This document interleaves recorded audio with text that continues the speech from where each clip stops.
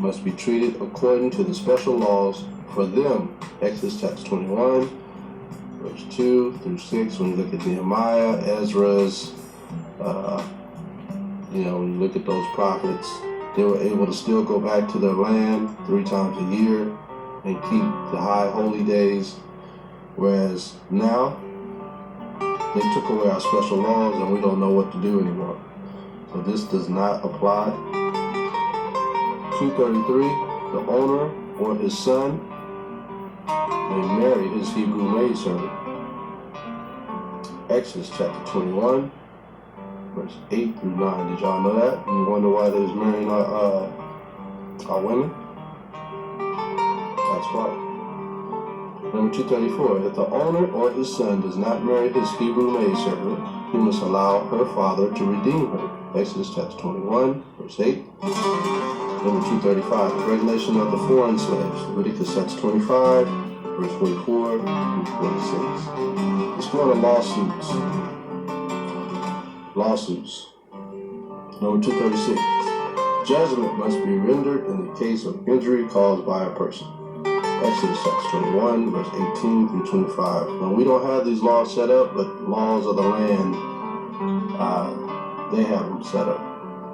The Most High, Yahawashi, and Yahawashi are going to bring judgment on us if we don't act accordingly while we're in these earthly bodies to repay those who we've damaged or injured. Alright. Yeah. So before you check out, make sure you have a clear conscience. And you know what I mean by checking out. Number 237, judgment must be rendered in the case of injury caused by an animal. Exodus chapter 21, verse 28 through 29. Number 238, judgment must be rendered in the case of injury caused to an animal. Exodus 21, verse 33 through 34. Number 239, thief must make full restitution or else be sold for his theft. Exodus chapter 22, 1 through 4. Number 240, judgment must be rendered in cases of property damage caused by animals. Exodus chapter 22, verse 5. Number 241, judgment must be rendered in cases of fire damage. Exodus chapter 22, verse 6. Number 242, judgment must be rendered in cases involving items held for safekeeping. Exodus 22, verse 7 through 8. Number 243, judgment must be rendered in cases involving animals held for safekeeping. Exodus chapter 22, verse 10 through 13. Number 244, judgment must be rendered in cases of claims against a borrower. Exodus chapter 22, verse 14 through 15. Number 245, judgment must be rendered in disputes arising out of sales.